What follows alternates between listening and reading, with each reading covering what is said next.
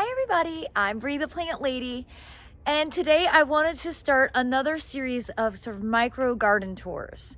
Since I'm so off schedule with putting up my weekly garden tour, I figured coming up into the open house time, I would go ahead and do some more in-depth videos showcasing different sections of the garden.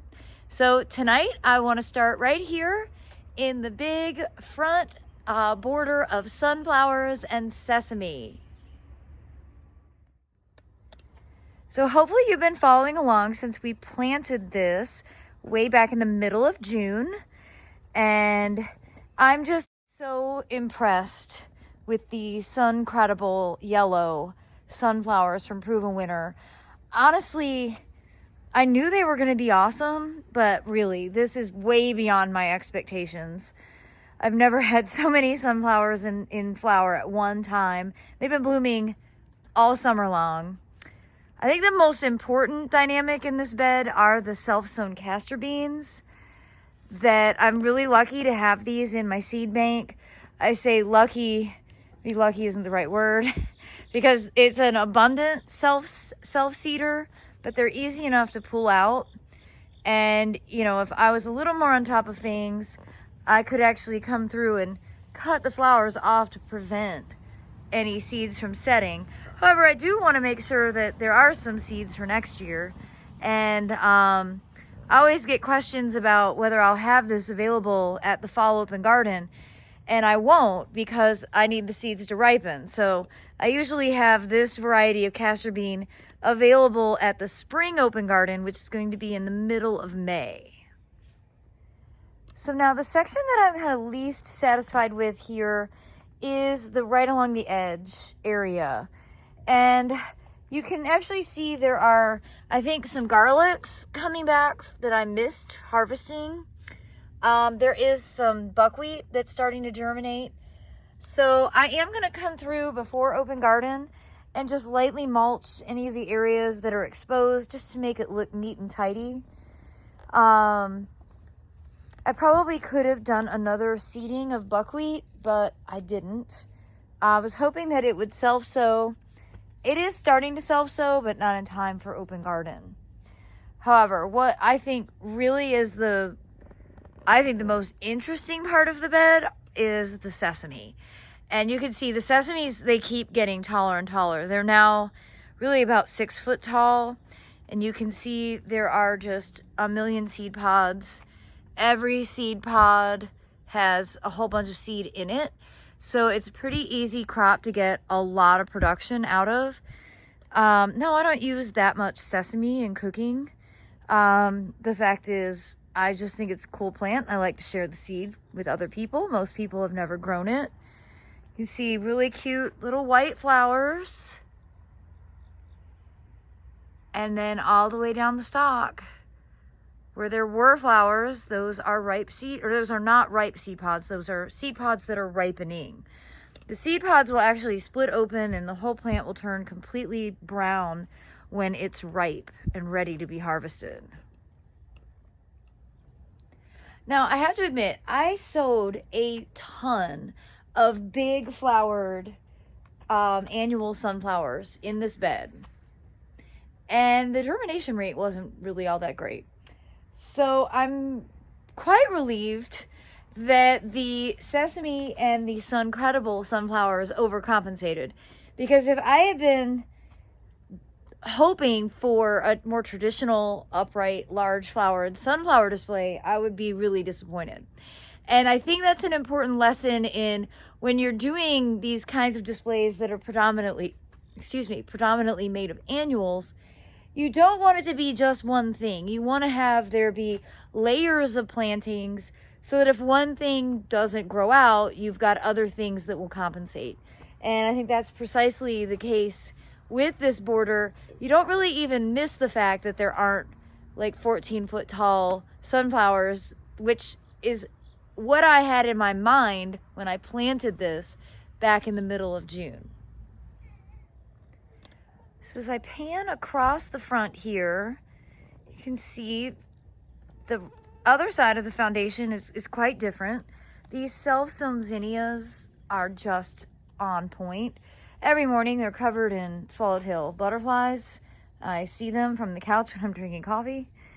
And the crinums have started blooming again. This plant has just been blooming basically all summer. Crinum is just a really wonderful plant in the Liliaceae family, and my good friend Jenks Farmer gave me this. He's the crinum man. If you're curious about crinum, check him out. And of course, this border here is Reggie's playground. He loves to play in that Ophiopogon, and you know, there is a pond right there, which is in part why I'm getting eaten alive by mosquitoes. But there's also frogs and stuff that live there, and the cats just really enjoy playing games. But the Carex and the Edgeworthia, and of course Itea, all of this space has really come together nicely. And over here, in front of the master bedroom, it's looking pretty neat and tidy. The Treasure Island sweet potato is really starting to take over as a ground cover, which was the goal. You can see some okras that are finally getting some size, and a really extraordinary zinnia. This is Queen Lime Red, and I just think it's a really beautiful flower. Probably most exciting to me out here is to see the pumpkin patch growing well. We finally got some rain this afternoon. I have been running sprinklers out here just because the poor pumpkins wilt when it's so hot and dry. And I am just sort of training them to stay in the bounds of this bed. You can see there's still some open space to fill out. But overall, I'm just really pleased with their growth. Again, this is the Seminole Pumpkin, native to Central Florida.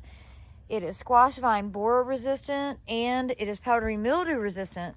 So that mottling on the leaf is an intentional variegation, not mildew. And it's starting to flower, which is great news because it sets a lot of fruit. And this year I am planning to harvest them small and eat them basically like zucchini, instead of letting them all turn orange and become proper pumpkins.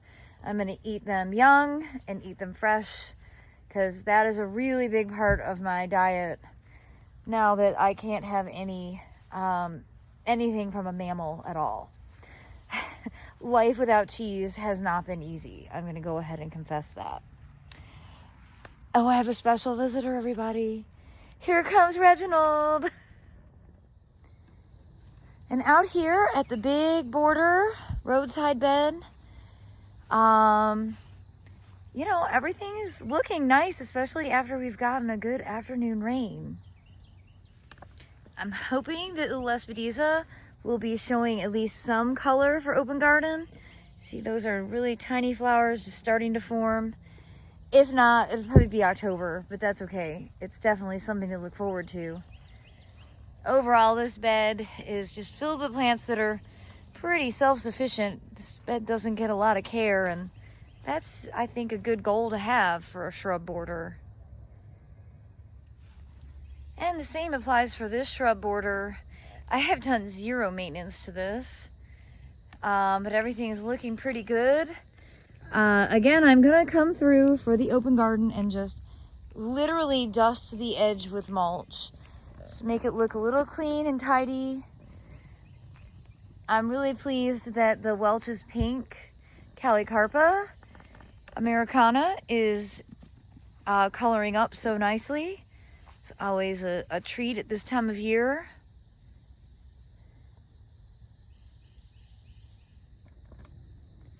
Well, I hope you'll tune in tomorrow for another in-depth tour of my home foodscape here in Central North Carolina, Zone 7, as I count down the days to the fall open garden, which is scheduled for Saturday, September 24th from noon to 4 p.m. Remember, it's free, no registration, rain or shine. And I'm going to have all of my fall sown seeds available for purchase. So I hope to see you then. Thanks so much for watching, everybody.